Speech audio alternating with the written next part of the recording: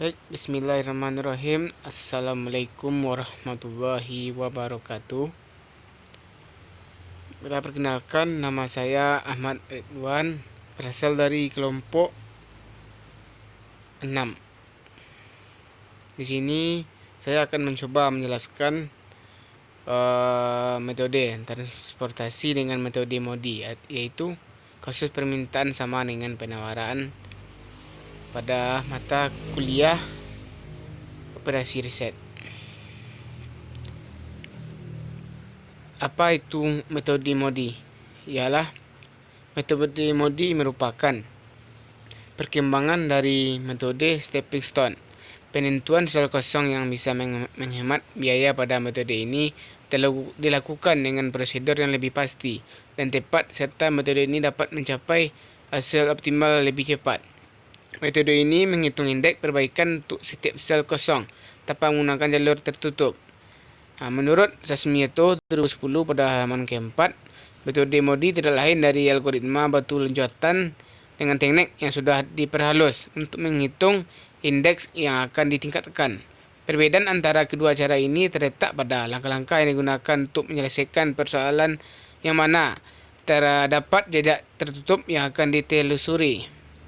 Jadi, cara MODI cukup menelusuri satu saja jejak tertutup. Langkah-langkah selanjutnya masuk kepada langkah-langkah metode MODI. Yang pertama, 1. Penyesuaian solusi awal adalah metode NWC, yaitu Northwest Corner atau pojok barat laut. Yang kedua, menentukan RI dan KJ dengan memperhatikan basic variabel, yaitu sel kotak yang isinya dengan menggunakan rumus CIJ sama dengan RT tambah KJ. Selanjutnya, langkah ketiganya menentukan indeks perbaikan, yaitu dengan memperhatikan sel yang kosong dengan menggunakan rumus indeks perbaikan CIJ kurang RT KJ. Seandainya terdapat sel dengan nilai CIJ, RI, KJ kecil dari 0, maka tabel tersebut belum optimal, sehingga tabel perlu diperbaiki dengan menggunakan loop atau barisan sel basis. Yang keempat, langkah-langkah metode MODI, yaitu isilah sel kosong yang mempunyai indeks perbaikan negatif terbesar dengan menyesuaikan nilai IJX pada sel-sel lain dalam loop. Yang kelima, ulangi langkah 2 sampai dengan 4, itu menentukan nilai RI dan KJ, menentukan indeks perbaikan, dan isilah sel kosong tersebut. Jadi, untuk langkah kelima, kita ulangi langkah 2 sampai dengan 4. Jika indeks perbaikan telah bernilai positif semuanya, berarti solusi telah tercapai dan tidak ada sel kosong yang harus diisi. Contoh soalnya dan penyelesaiannya. 3 pabrik barang dengan kapasitas 90 ton, 60 ton, dan 50 ton hendak mengirim barang ke 3 kota dengan kebutuhan masing-masing kota adalah 50 ton, 110 ton, dan 40 ton. Biaya pengiriman dari pabrik ke kota disajikan dalam tabel berikut. Mungkin bisa dilihat, yaitu pabrik dengan kota pabrik 1 ke kota A 20, pabrik 1 ke kota B 5, pabrik 1 ke kota C 8. Jadi mungkin bisa dilihat. Jadi penyelesaiannya itu tabel yang digunakan adalah tabel NWC. Jadi perubahan alokasi 1.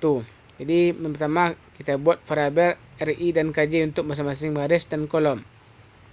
Yang kedua, kita hitung sel baris yang berisi nilai tiap kolom dan tiap baris dengan menggunakan rumus CJ tambah RI tambah KJ. Nilai baris 1R1 sama dengan 0.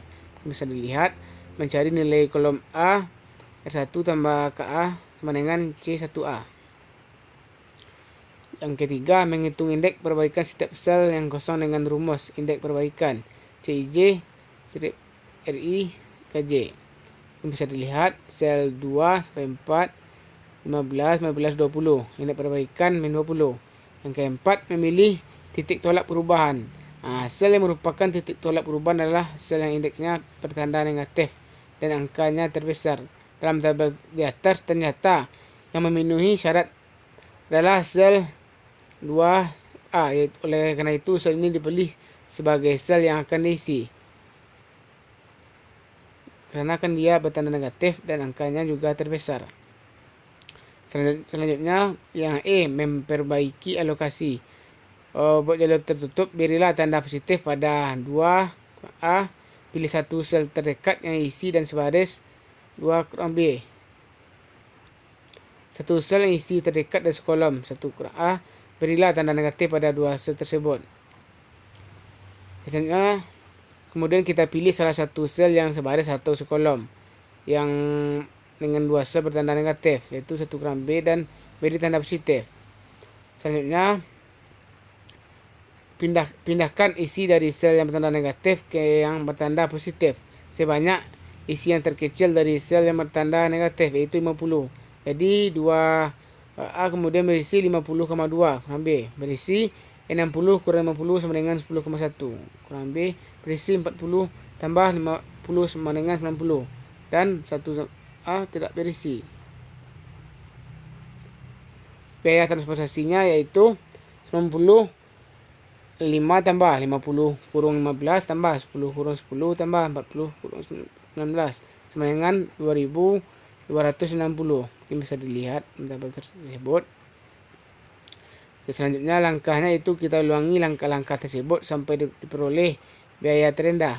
Bila masih ada indeks perbaikan yang bernilai negatif, berarti alokasi tersebut masih dapat diubah untuk mengurangi biaya pengangkutan. Bila sudah tidak ada indeks yang negatif, berarti sudah optimal. Mungkin bisa dilihat perubahan alokasi kedua, nilai baris 1 sama dengan 0 menjadi nilai kolom, menjadi nilai kolom dengan baris yang lain, itu bisa dilihat. Selanjutnya, memilih titik tolak perubahan. Sel merupakan titik tolak perubahan adalah sel 2 kurang C. Selanjutnya, memperbaiki alokasi. Buat jalur tertutup, berilah tanda positif pada 2 kurang C. Pilih satu sel terdekat yang isi dan sebaris.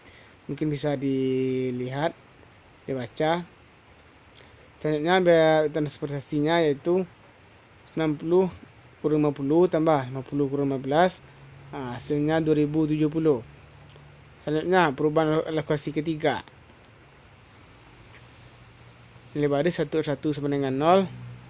Mencari nilai kolom B. B banding R1 tambah KB C 18. Mungkin bisa dilihat. Mencari nilai baris dan kolom yang lain, yaitu R3 tambah KB. Selanjutnya, menghitung indeks perbaikan setiap sel yang kosong dengan rumus CJ kurang RI kurang KJ. Bisa dilihat sel 1 kurang A itu 20, 0 kurang 19, 1. Sel yang kedua itu 1C, 14. Selanjutnya kita memilih titik tolak perubahan. Sel merupakan titik tolak perubahan adalah 1 kurang C. Selanjutnya yang ke E, memperbaiki alokasi. Jadi buat jalur tertutup, berilah tanda positif pada 1 kurang C. Pilih satu sel terdekat yang isi dan sebaris. Mungkin bisa dibaca. Jadi begitu seterusnya kita perubahan alokasi keempat. Selanjutnya kita hitung indeks perbaikan setiap sel yang kosong. Jadi karena indeks perbaikan di setiap sel sudah tidak ada yang negatif, maka tabel pada perubahan alokasi ketiga sudah optimal. Jadi total biaya optimal yang harus dikeluarkan perusahaan dalam memenuhi kebutuhan ketiga kota tersebut adalah 60 15 tambah 30 kurang 88 tambah 50 kurang 15. Hasilnya 1890 sama dengan 1.890.000 rupiah. Mungkin sekian penampilan dari saya. Terima kasih.